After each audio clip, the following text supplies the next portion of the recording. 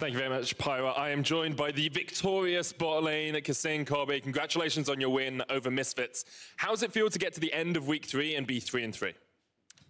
I mean, I don't know, man, because like it's very 50-50. I felt even in yesterday's game against G2, we had like a fairly good shot about it, to win the game.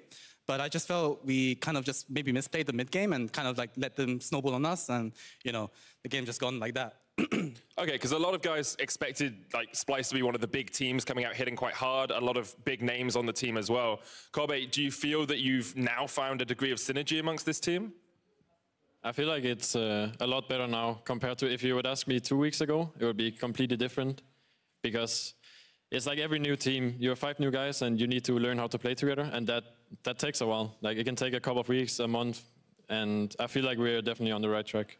So what was it specifically you guys were struggling with? Some teams say it's shot calling, some teams say it's decision making. What was holding Splyce back?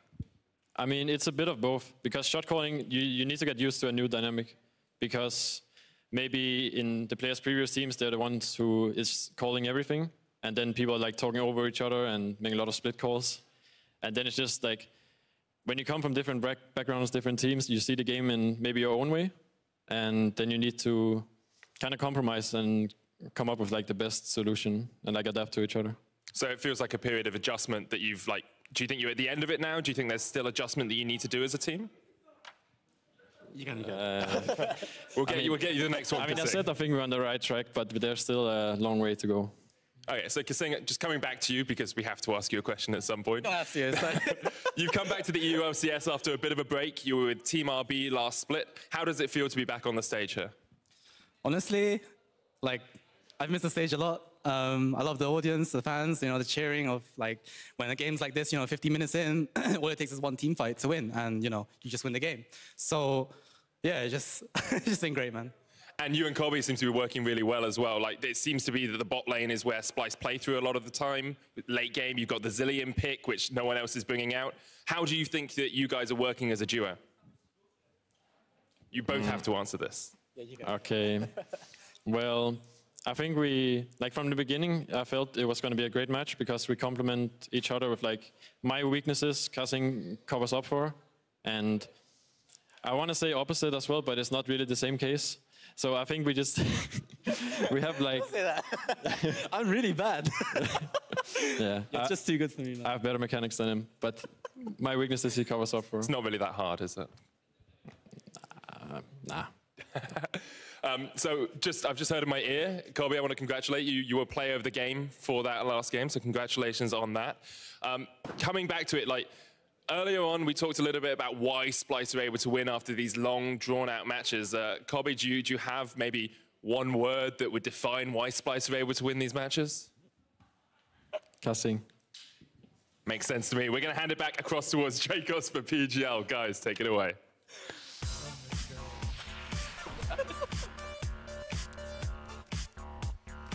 Welcome to the EU LCS post-game lobby for a look at today's action here in the Spring Split. Joining me today are Maurice Amazing Stuckenschneider.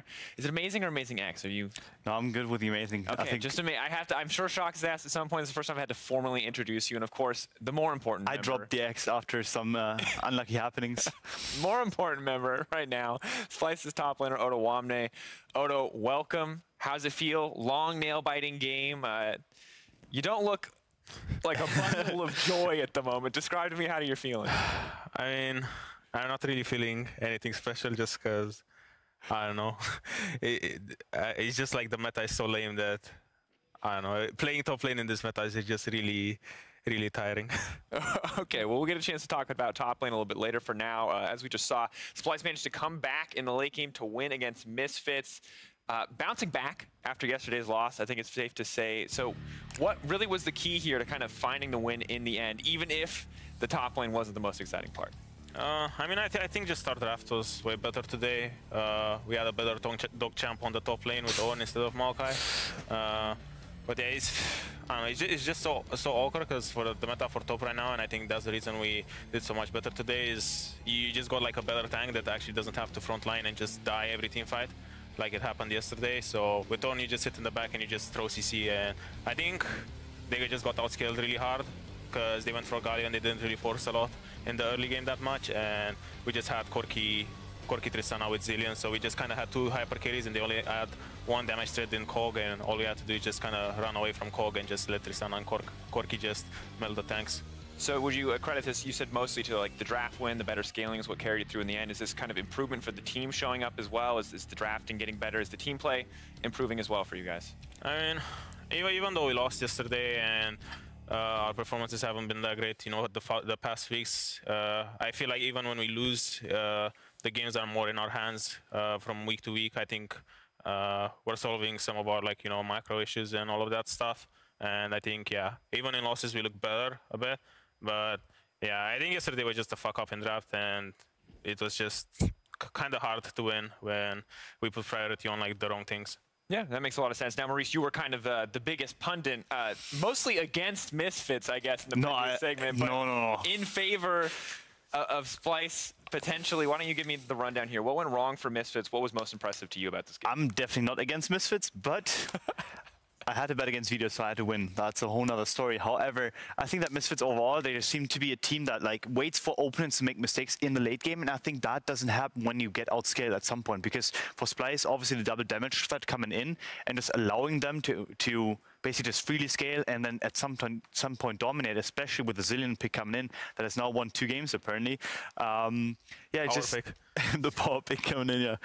So it wasn't surprising to me to see that, and I think that's one of the issues that I still see with Misfits, that they're so almost like they're hell-bent on making Mr. Hansama their hyper carry in most games, that they neglect other roads and don't really put as much resources in terms of pick ban into them.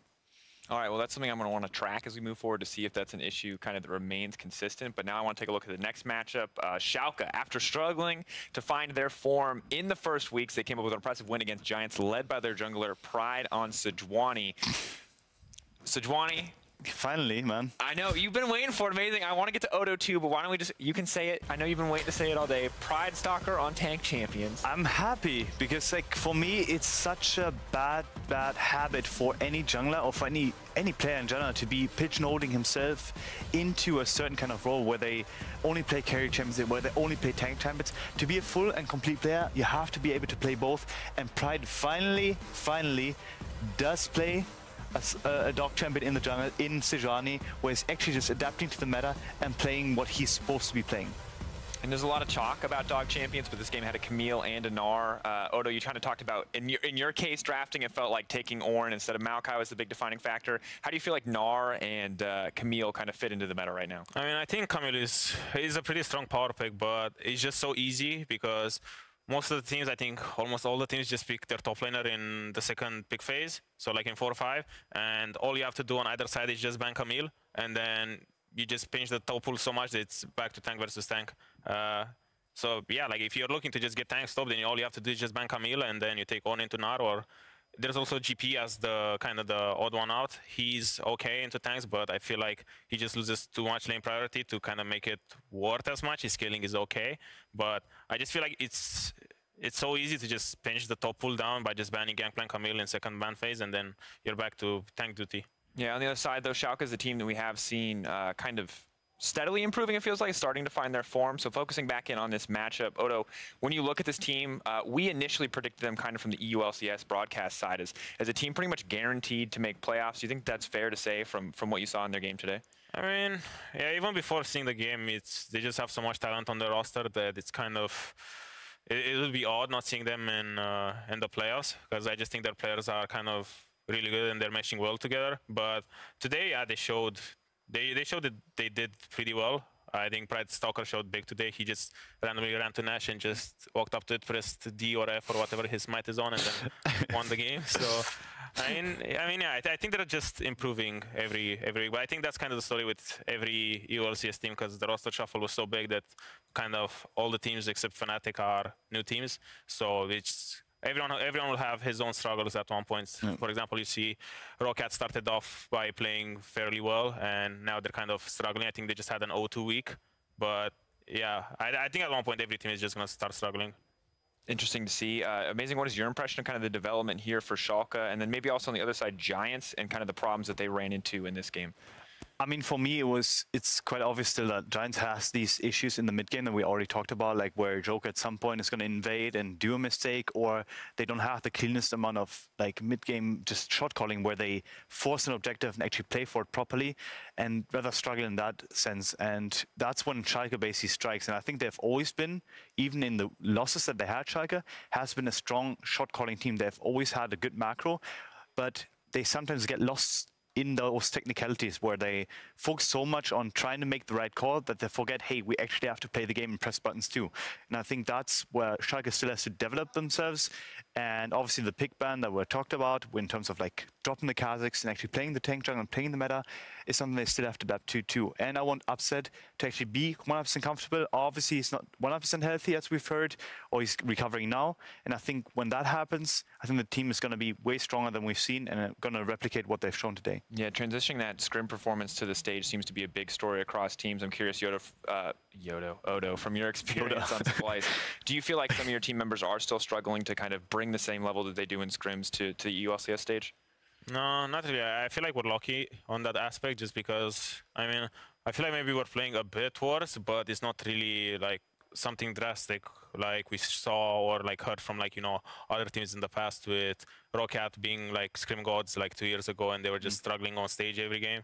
I feel like with most teams, even in this year, I won't really name them, but I feel like it's kind of a trend. Everyone plays a bit more loose, you know, in scrims and they play a bit better, but I feel like there's always going to be a difference when you play on stage. Even it just depends how big it is, and I feel like with Splyce it's kind of not as big, but you know it's still kind of there. Do you think that coaches can actually actively influence that and actually help you out in case you have mental struggles, or have you not experienced that so far? I mean, we had this last year with H2K, and we kind of realized at one point that we were playing a lot more aggressive and we were like a lot more careless about jungle pathing and all of this stuff, while more different on stage than in scrims. So at one point we were like, okay, listen, we need to kind of actively, you know, think about being a bit more conservative in scrims and kind of tone down on that aggression so it kind of matches the level we put on in LCS, because there's a lot of teams where they're like, oh, well, we're just gonna focus in LCS to play like we do in scrims, you know, and that's kind of bullshit. So I feel like you just need to kind of try to match what you do in LCS in scrims than the other way around. It's interesting. I wonder how it's worked for other teams, because the next matchup I want to talk about is, of course, Vitality going head-to-head with Unicorns Love, and Vitality have been very vocal. Jizuke, their mid laner particularly, about saying he performs even better on stage, that, you know, he feels even more confident, and I feel like that's a really rare thing to find. Am I wrong in saying I feel like this is the first rookie that has ever said that with confidence, that he hasn't had any trouble transitioning to the stage? Yeah, it's pretty rare. Like we've seen, obviously, on the other hand, like we've seen Upset like basically talk big before the games, and then they kind of not doing so well on stage. And we've seen like obviously Rocket 2 years ago failing. And I think Jizuke is similar to Peke in his approach. I think the mindset, I don't know if it's like this Mediterranean blood or whatever it is, but just like getting heated on stage and actually showing emotions can really do bode well for you, because Jizuke does not care if he fails or not. And I think that alone in itself is such a huge development compared to a lot of other rookies that are still stuck in, I have to prove to everyone wrong, I have to do things right, you know, like that, are basically struggling just with playing well. And I think I'm happy that Jizuke is so vocal about it, actually recognizes that his talent is unique. Yeah, and from your perspective, Odo, when we look across this game, it feels to me like Vitality have been showing more and more that they are a team that can kind of come back, that they are more than just a team that's, you know, snowballing early games off their mid laner. How do you feel about Vitality right now? What do you think that they showed in this performance? And I just feel like they're all just really, really confident, and they don't really, you know, they're not worried, or they don't care that a play might be wrong, you know. They just have full confidence. I feel like they're all playing really loose, and I think that's just helping them a lot, because everyone's kind of just bringing their A game, and they don't care if it's gonna like backfire or not, because, you know, like Vitality are like, you know, some pretty weak early games sometimes, or like they had really strong early games and then they messed up in the mid game and actually lost the game to that Nashor steal against Misfits, I think it was. So it just kind of goes to show that that's their playstyle. They're not really scared of anything. I feel like that's their biggest strength right now, the confidence in like all of their players. Yeah, but you talked about that kind of being a loose play, and sometimes they may be taking risks that they're not worried about. After 3 weeks, does this feel like Vitality is is the top team, that their spot at the top of the standings is going to stay that way, that they're going to hold this spot? Or is this still a team where we have more questions before we can call them, you know, a definitive top European team? They really remind me of last year's Fnatic. I think the Summer Split Fnatic basically showed similar tendencies and where they were let loose and they could just do plays all over the map. Obviously, they seem to be cohesive, but in the playoffs, it seemed to falter because then teams figured them out and basically got onto a higher level in terms of macro and understood what they were doing. So I'm wondering if that may happen to Vitality, where they are just ahead of the curve and are just more aggressive because they understand the meta a bit better than everyone else. So I think they're the best team in Europe right now, but I think that may change. What is your impression, Odo? I kind of think the same. I just feel like at one point, maybe, you know, say they go on like a lose streak or something, when that confidence starts to like shatter, it might like start going all downhill for them. But it did never get in that place where, you know, they start losing the games. I think they're still fine. I just feel like their map movements are okay, just because they're just so decisive with them. I don't think they really know, you know, anything spectacular. I think like their macro is good, don't get me wrong, but I feel like other teams' macro is just as good. I feel like they just pull the trigger really hard, and their laning phase is just the biggest strength for them, because that guy in the middle is just styling on everyone 24/7. So I mean, they're just always playing from like a winning position. So I think that's what's really good for them. But so far in the early game, they never got into a losing position. So like when that happens, we need to see how they react to that. I do feel like, though, they gained a little bit more credit after the Shalke game yesterday, because they were losing out on lane pressure. They were getting invaded. Pride, I mean, as much as we did not like the Kha'Zix, was used pretty effectively early game to shut down. Cho'Gath in the top lane as well. Is that still not enough, though, to kind of prove that they can come back from an early game deficit? Do they need to show more? I think they need to show more, but it's more about just like actually playing a scaling comp. I think so far they have shown like a lot of promise in terms of how they can execute with comps that they really like. And I think maybe in terms of maybe being thrown off guard where they can't play their own style 100%, where a team maybe figures them out a bit and just says, hey, we can match your aggression. And in those cases, I really want to see how that actually works out, especially in the early game. Yeah, well, for now, they look damn good, and that's earned them a spot at the top of the ladder, currently sitting alone in first place. And, you know, kind of just impressive to see as we've moved through this, but you can see as well, Fnatic, G2, Splyce, Shalke starting to catch up. Rockhat coming down a little bit after the as well. But really, there's just this huge middle of the pack in the standings right now, and it's hard for me to actually say who's going to start to come up, who's going to start to prove as a top team, because some teams are now starting to lose games. Some teams are now starting to come together and win games. How do you see this developing over the weeks to come? I think G2, Fnatic, and Shalke are probably going to catch up to Giants. I don't think that Giants are that great of a team. We saw a lot of struggles today. And I honestly think that Splice is gonna have a bit of an uprise too. I think the playoff teams, for me at least, what I think is gonna happen is gonna be Vitality, Misfits, Shalke, Fnatic, G2, and Splice, as most analysts have predicted before the season started. And I think we're already seeing the trend where Rocket is starting to fail and Giants looks a bit shaky. Is that your impression as well, or are you feeling? I mean, let's just start with Splice in playoffs. Does that feel like where you see your goals right now? I mean, in a way, I feel like if we would miss playoffs, it would be kind of be like a disaster for me. So I'm definitely aiming for that. But it's just kind of hard because it's like week 3 and all the teams are still kind of like trying to get better, and everyone's just kind of showing their tendencies or like their patterns on like how they want to play or how they want to get better.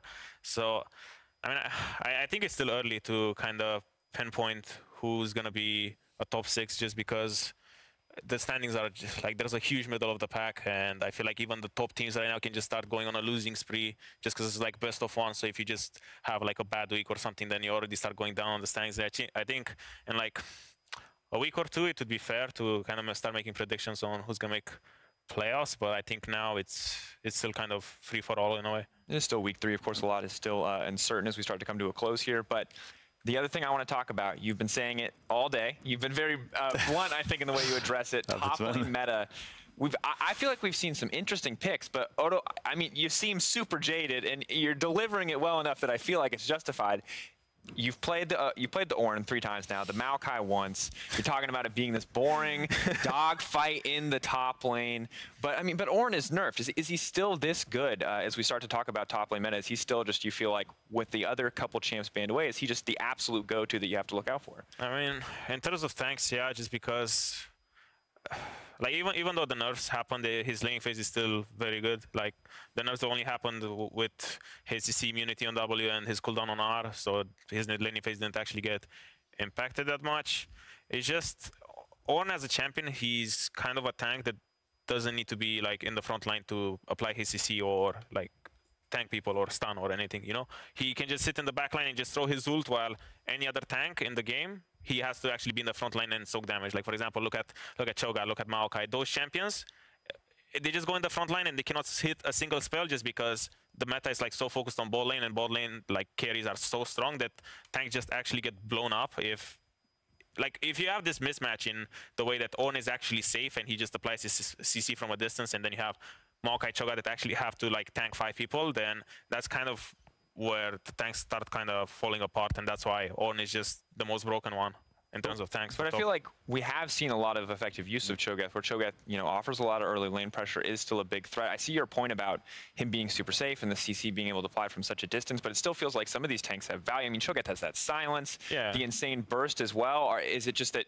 is this a slight edge for Ornn, I guess is what I'm asking, or do you really feel like he's just in a different class? Cho'Gath, like the other tanks are good in their own way as well, but the thing is when Ornn is in the game, and like when Ornn and Cho'Gath are in the same game, then even in laning phase, Ornn will always beat Cho'Gath, he will always get priority, he will always have like river control and river pressure towards mid lane. It's just really hard for like Cho'Gath to actually do something in that Ornn matchup, and even like later on in the game, it's just like if Ornn is out of the game and you have, you know, something like people want to play Camille, like for example, Ornn into Camille is terrible for Ornn in a way, but Cho'Gath into Camille is really good for Cho'Gath because he just has a lot of sustain and a lot of damage, so Camille can't really do much, you know, so this is kind of like a triangle of matchups that everyone has his like pros and cons, and for example, that's why Cho'Gath looks so good in Camille, you know, but if in that game there was Ornn in the game instead of Camille, then Cho'Gath would look pretty terrible.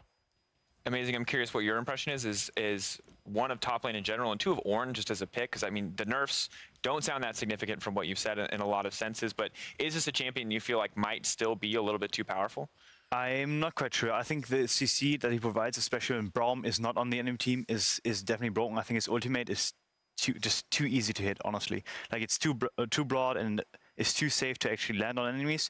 But I also do think that right now, I think carry top picks are gonna come back into the meta, and I think are actually gonna like contest the Ornn and contest the other tanks that are being played right now. And I hope to see that development, at least because they're already dog champs in the jungle. They don't need to be dog champs in the top lane. I mean, no more dog champs. I agree with you, but like I would love carries to come back, and I think they can come back. But the only reason I see them to come back is if teams shift their tendency from picking top laners in the second pick phase in 4-5 and just start picking it in like, you know, 1-2-3, because at this point you kind of lock in the Camille, for example, and then the enemy team has to respond with something like this more carry style as well, because you cannot pick a tank into Camille because you will just lose. But if top laners are always picked in 4-5, then all you have to do is ban Camille and then you have dogfight. But what I mean, so I'm looking across a lot of the top lane champions that have been picked. We've had Alawi, we've had Lucian, Camille's one you bring up. Oh, Alawi, I won with that champion. Yeah. I wonder who would pick that. Of course, there's a player there. Jax, Jace, Vladimir's kind of fallen off a little bit out of favor here in Europe, but is still seeing some picks internationally. So to me, it seems so much more diverse than you're making it out to be. So I'm curious, like, is it actually just the pick order where it has to be 4-5? And is Camille the only threat there? Because we've seen Misfits even yesterday pull out a GP, do a ton of damage for the top lane. It seems to me like there are more options already. What really is like the best way to pick for top right now? The thing is, like, from my perspective, obviously, and I think that may reflect his perspective too, is for the team, it's obvious that tanks are better. If the team operates towards bottom side, which should be the ideal case scenario, because that's how the meta goes, late game carries in Kotmar, Tristana, Caitlyn coming in on the bot lane, that feeding them and giving them resources is the way to go. So for a team like Splyce that obviously operates very bot lane heavy, or seems to be operating that way, it makes sense to focus on the tanks only and not care about anything else, because we've seen Vitality take a 20 CS deficit on the top lane just to bring the Camille pick through, or invest a lot of resource into the Jax pick so he gets fed early. So it's black and white for anyone that plays bot side. It's not black and white for anyone that plays a bit more loose. Do you think it's fair to say that? Yeah, I mean, I think what he says is pretty accurate. If you go carries, you kind of need to dump more resources into top lane in terms of like, you know, vision or even like bans in the draft phase. But yeah, like the reason you see like so much, you know, only Camille and Ornn is just and you don't see as much Vladimir, for example, because I think Vladimir is good into like some of the carry matchups. We didn't see it as much in Europe, but I think Vladimir is like really, really good into both Camille and GP. But for example, us, we didn't get to play into Camille yet and all of that stuff. So yeah, it's just kind of like a triangle. There's always like this ladder in which if one is banned, you go to the next, and then that one has different counters. Like each champion has different counters. That's why it's just, I feel like top lane meta is kind of counter pick focused a lot. So if you can get like a counter pick in draft, it kind of makes your job a lot easier. You don't need to like dump as much resources into top lane, because if you're kind of self-sufficient and you have a winning matchup, then you can kind of get all of that yourself and kind of impact the map. So yeah, I guess that's it pretty much. Yeah, it feels like there might be other options depending on how your team plays, but at the end of the day, a tank is still like just the safest bet. If teams start banning like, you know, Ornn or Camille or Cho'Gath, then you kind of start seeing more diverse top lane picks, because as I said, it's more towards counter picks. But if Ornn and Camille are always there, then you always have, there's always like one best pick into those champions. That's why you just see the same ones. It's interesting how, yeah, up until that point, you talk about this triangle, how you can counterpick a little bit, but as long as Ornn and Camille are present, it changes things. I'm curious to see if that holds up in the drafts as we move forward, but for now, let's take a look at some of the highlights sent in by you guys on Twitter. Here are your LCS big plays brought to you by Acer Predator. All right, well, in their game against Shalke, No Fear, Vitality lured the opposition into a deadly trap in the mid lane. At Jaro III tweeted, "That was all planned from Jack Troll, well baited." Gilius catching back up in the jungle, just about even in terms of experience, but there goes Jack Troll for the play. He's going to fumble. Cabo, hook shots in, but he's going to hold the wall dive. Now Shalke are looking for the turn, but they have to be careful because Gilius is over the wall. Looks like Upset's going to be a little bit more than angry as he's going to get taken down. This could just be the double. Shalke have no vision, and they are gone. Go on, Kalista, guys. I'm here behind them. Can I get now? I'm behind them, I'm behind them. Okay, I'm coming. Oh, I fucked up. I fucked up. Can we turn again? Can we turn? I'm still upset, I'm still there. Look. What the fuck is happening? Holy shit! We're fighting. You guys are so good or what? Nice, good job. Go Drake. Go mid. I'm getting top.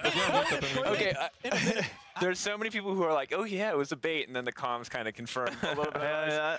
What's happening? I think to paraphrase what was exactly said there. I think someone effed up.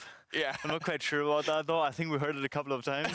But yeah, like, I don't think that was a bait. I don't think it was. I mean, it was good adaptation though. I mean, okay, so from Schalke's side, what do you think is going through their head at that point? And should they have, did it make sense for them to actually go in on that play? Because it's so funny to me. I mean, LCS ultimate, he kind of gets tanky through that. You don't see anyone on the map, so you know, there's no gain in the end, you know? So I don't know about that. All right. Well, we've talked about Hans Sama as the new main carry for Misfits, and in their game versus Splyce, he managed to turn around a bad situation to get a great double kill. At ST Red Eye said, Hans Sama is a god. Elder Drake will be huge for Misfits if they can get it later with the double Infernal. Oh, they stopped on Sama's recall. Hold on a second. Kabi finding the dog all isolated. That's a lot of damage. Oh, he wins the 1v2. Can he get it? Kazing. He's got it. It's a double kill. Oh, but that was sick, man. Talk about a value play. Holy moly, he killed Kabi in like 2 seconds. I'm side. Here for Zilean. Yeah, we said I need help. I'm not there. You're alone. You're probably dead. Oh, what? Oh. Okay. What the fuck? Alright. No, but you get MVP for this. Amazing's really upset that he doesn't get to drop F-bombs as much as the professional players on this broadcast. I'm really struggling right now. I have it in me. So when we, I mean, obviously Hans Sama, that's a crazy good play. It's bittersweet though, I think, for him is the loss comes through in the end. Kog'Maw, not a late game hyper carry, by the way. Yeah, apparently Reddit has better insight than all of us pros and all of us analysts. So I don't quite trust them. I don't quite trust them as much because we definitely saw Kog'Maw spitting on some haters there. So I'm definitely impressed. Odo, does it feel? Is it a good feeling or a bad feeling to watch a highlight play from someone that you just beat? I mean, we kind of deserved it there because we just flex. Yeah, we kind of broke our hands there with that play. So I feel like we kind of deserved it just because we thought it was like a free kill and we're like, okay. And then Zilean Kasigo wills himself, and I'm like, oh man. Yeah.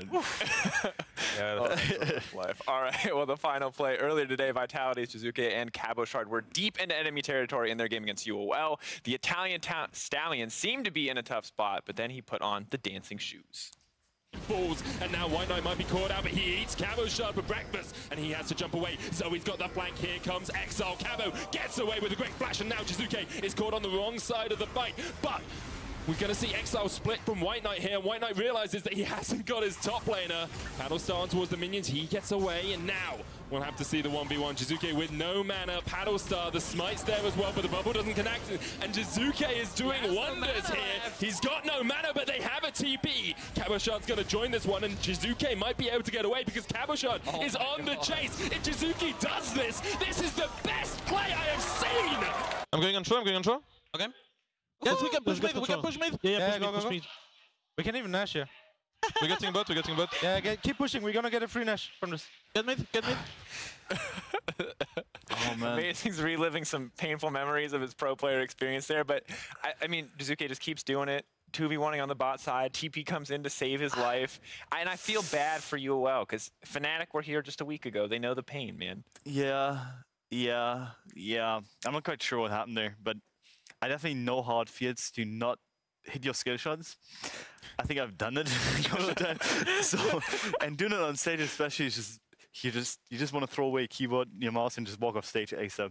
Yeah, it's a rough life. All right, well, we're going to be back for more fights next Friday at 6 p.m. Kicking things off with the clash between H2K and Splyce. And Splyce, of course, going to be facing Vitality on the second day. Oda, how are you feeling, man? Are you ready? Is this the resurgence? Are you going to be smiting people left and right? I'm betting on you, actually. Yeah, Terms of, like, videos. against my former team H2 I said you're going to make it to playoffs, so you have to get some wins right now, man. Yeah, like people say it's like still early in the season, but you know, in a week or two, you're already halfway through, and if you don't start getting wins now, then it's gonna start being harder and harder. You know, in the coming weeks. If your record is pretty bad, then it's really hard to make playoffs. All right, well, I'm excited to see what's going to happen. Excited to see what you can do against H2K and Vitality even later. I'm gonna play some Maokai. Forward to a dog chance and nothing else. Can you make that a promise? I'm gonna play some Maokai, get counterpicked, not have any vision top side. That's great. You sound so excited about it. I think he's just faking it. He's gonna ban Ornn, Maokai, and Cho'Gath first 3 bans, and then first pick Camille or something like that. Or Rammus. Or Rammus. Finally see the Rammus. All right. Over in Los Angeles, the LCS is about to start off their week with CLG and Echo Fox facing off in the first game. Ooh, Huni versus Reignover. Let's go. Don't forget that we're having a rebroadcast of today's action in the EU LCS right after the last game in North America. All right, well, that was all from us in week 3. Thank you. Join us back here for more games in the EU LCS next Friday. Until then, have a great night. And, of course, thanks to both of you gentlemen for joining me. I'm forced to. Yeah. But you're relying on a player like Hold. Good job. Is not to... Oh, it might go so. Exile! Exile's going to get a 1v1! Jizuke might be able to get away because CaboShot is on the chase. If Jizuke does this, this is the best play I have seen! Alexander Glacial Fisher will knock him up. Unicorns, 1,000. Gilly is there! The god seals it away! Vitality once again with plays that just no one else can even think of. Vedius are gonna take the Nexus and go at 5-1. On 2 members, another sleep's gonna land, but the Drowsy and Steelback gets the kill. Here's the flank from Chachi as he takes down 1. Already 2 members of Giants have fallen. Nia's on his way, but Ruin is nowhere near this fight yet.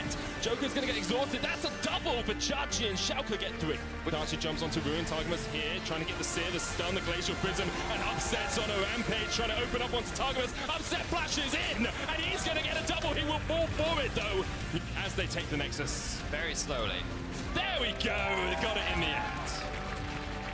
Go back to mid. Blanc is going to Valk over, misses on the rocket, but Norskeren is incoming, and it's a flash. Oh, the taunt under tower. First blood for Norskeren. Norskeren mistimes the taunt, and Soaz certainly does not. Caps gets the kill off onto Norskeren, and the tower's going, and so are the Rocket members. Reckless picking up kill number 5. This guy's on a roll today. Prophet being chased down. The cow is right behind him, and that's going to be good night. Caps with a style. Decide to finish this one off right here, right now. It was a rough game yesterday, but just like Zach, they bounced back. So you can spam more heals. Whoa! Cadril getting caught. That was really cool, but Cadril, he's not getting out of there that easily, even though the Emperor's Divide went up. He went down. Just a little bit past, but it was G2 that closed this one out nice and clean to come back 2-0 on the week. And that's a good look for this team. the support from Splice, and now it is going to be some stopwatches, but a whole heaping helping of damage. Oh, they stopped on Sama's recall. Hold on a second. Kabi finding the dog all isolated. That's a lot of damage. Oh, he wins the 1v2. Can he get it? Kazing. He's got it. It's a double kill.